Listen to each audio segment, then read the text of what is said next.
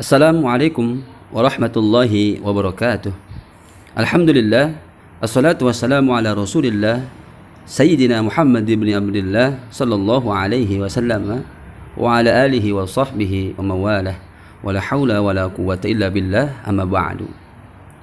Puji syukur kita panjatkan kehadirat Allah subhanahu wa ta'ala. Salawat dan salam kita sanjungkan kepada baginda Nabi besar kita Muhammad sallallahu alaihi wasallam. Sahabat-sahabat di mana saja berada yang dirahmati Allah subhanahu wa ta'ala, pada kesempatan ini kami dari Bogor, Ansor Bogor Online, ingin memberikan secercah pengetahuan tentang sejarah gerakan pemuda Ansor di Negara Kesatuan Republik Indonesia.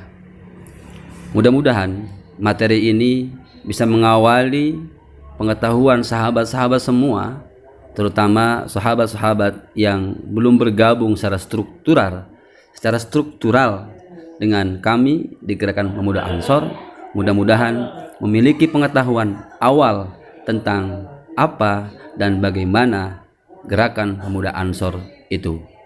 Oleh karenanya, mari bersama-sama agar kita bisa memahami dengan baik tentang materi ini. Kita mulai dulu dengan membacakan Ummul Quran. Ala hadhihi niyah wa ala kulli niyatin salihah. Al-Fatihah.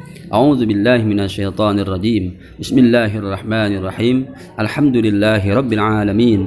Arrahmanir rahim. Maliki yaumiddin. Iyyaka na'budu wa iyyaka nasta'in. Ihdinas siratal mustaqim. Siratal ladzina an'amta 'alaihim ghairil maghdubi 'alaihim waladdallin. Amin.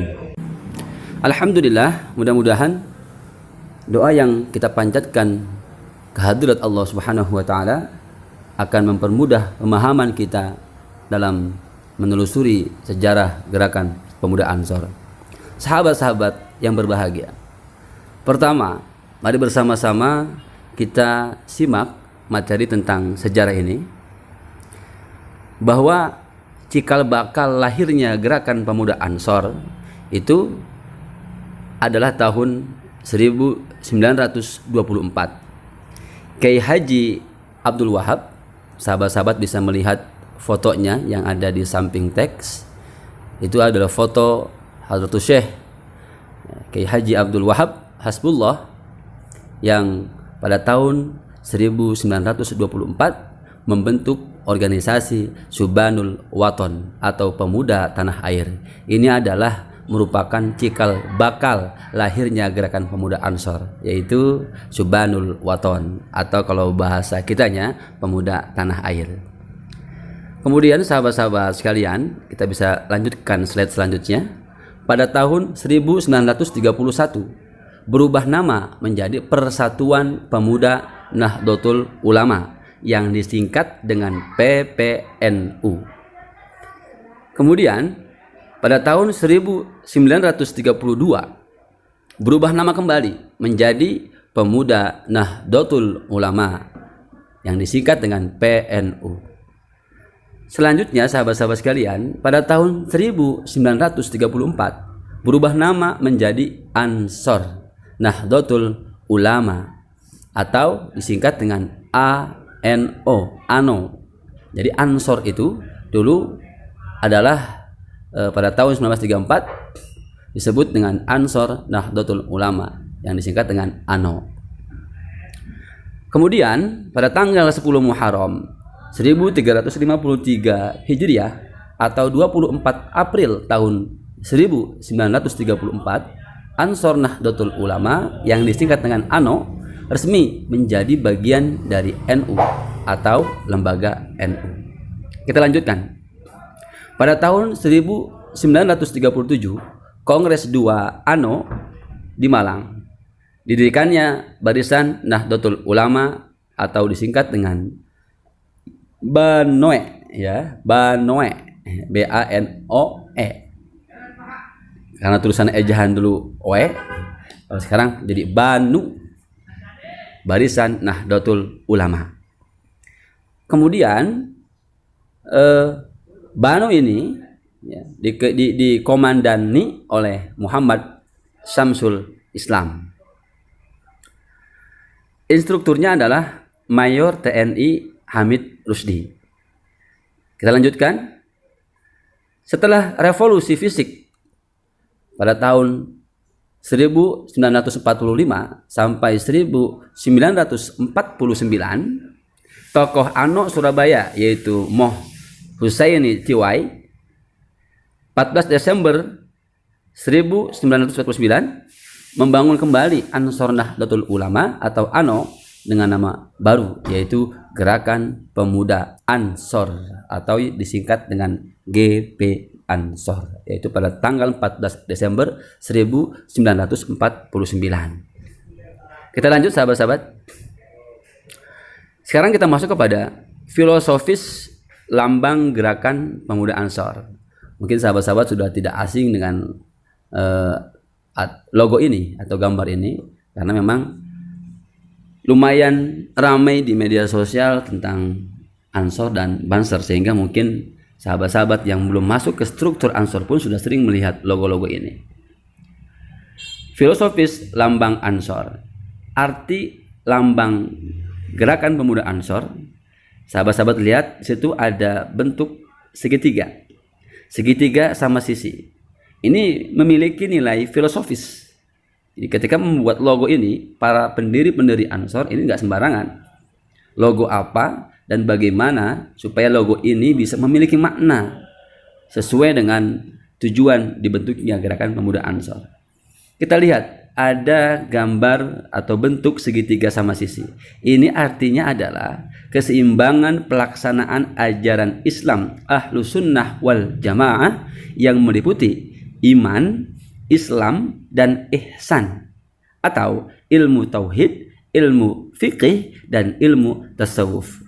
Ini adalah tiga segitiga yang dilambangkan pada lambang Ansor. Kemudian selanjutnya arti lambang Gerakan Pemuda Ansor, sahabat-sahabat bisa lihat pada logo tersebut ada garis sisi kanan, ada garis sisi kiri, dan ada garis sisi alas. Jadi ketika kita buat logo Ansor itu mesti ada garis seperti ini karena ini adalah sudah sesuai dengan peraturan organisasi. Garis sisi kanan ini berarti fikih. Garis sisi kiri ini berarti tasawuf. Garis sisi alas atau bawah ini berarti tauhid sebagai pondasi. Kita lanjutkan. Nah, garis tebal sebelah luar, setelah ada garis kecil tuh yang putih, di luarnya ada garis tebal yang masih berwarna hijau. Ya. Garis tebal sebelah luar ini berarti keserasian, ya, dan keharmonisan hubungan antara pimpinan. Kemudian yang garis tipis ini artinya yang dipimpin. Maksudnya adalah antara garis tebal sebelah luar dengan tipis sebelah dalam pada sisi segitiga berarti keserasian dan keharmonisan hubungan antara pimpinan dan yang dipimpin. Oleh karenanya di Ansor kita tidak mengenal pengurus. Yang ada adalah pimpinan. Dari mulai pimpinan pusat sampai dengan pimpinan ranting yang ada di desa-desa. Ini berarti Ansor itu adalah satu komando karena bahasanya adalah pimpinan. Kemudian warna hijau yang ada pada logo Ansor ini berarti kedamaian, kebenaran, dan kesejahteraan. Karena kalau kita melihat warna hijau itu biasanya menyejukkan mata. Ya, kita saja kalau habis melihat laptop yang cahayanya sangat tajam, ini dianjurkan untuk melihat dedaunan atau pohon-pohon yang berwarna hijau agar mata kita bisa netral dari hal-hal yang demikian. Kita lanjut sahabat-sahabat sekalian. Arti lambang yang selanjutnya 9 bintang. Ya, dalam logo Ansor itu ada 9 bintang, 9 gambar bintang. Satu yang paling besar berarti itu adalah sunnah Rasulullah Shallallahu Alaihi Wasallam. Kemudian 4 bintang sebelah kanan itu berarti madhab yang 4. Siapa? Hanafi, Maliki, Syafi'i, dan Hambali.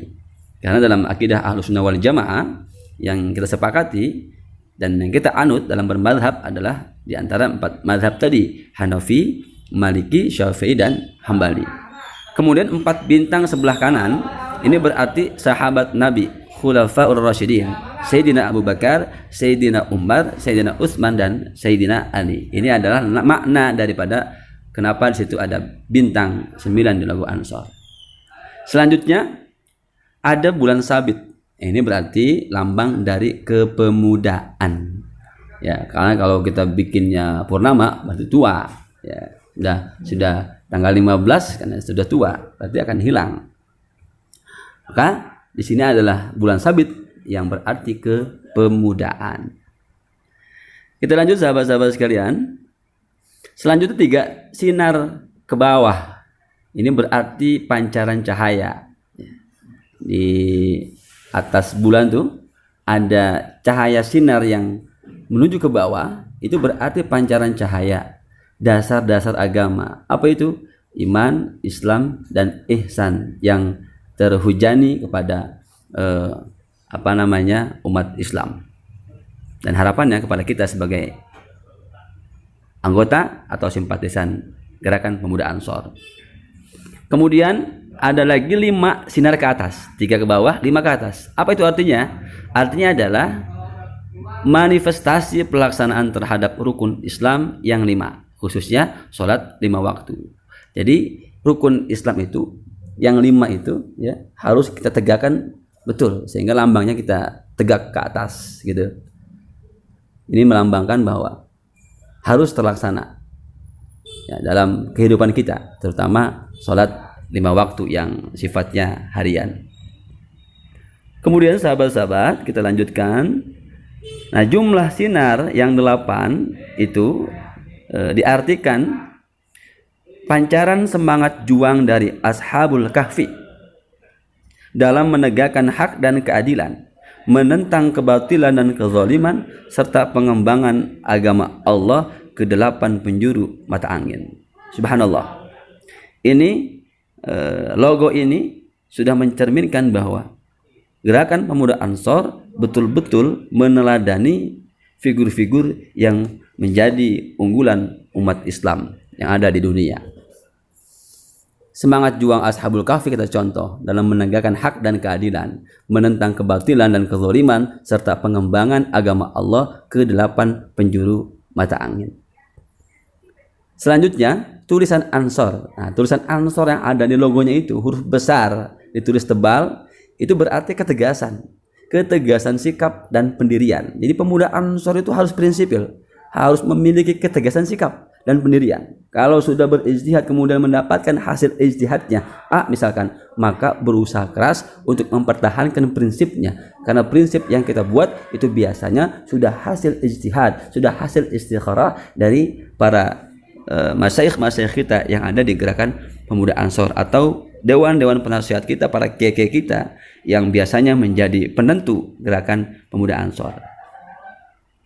Selanjutnya sahabat-sahabat, beransor. Kenapa harus beransor? Loh, gitu kan ada pertanyaan hari ini tuh. Loh, kok kenapa harus beransor? Dalam ansor kita akan mendapatkan kebahagiaan. Organisasi dengan faham Islam Ahlussunnah wal Jamaah maka akan mendapatkan kebahagiaan fid dini ya wal akhirah. Fid dini wa dunya wal akhirah. Kita kalau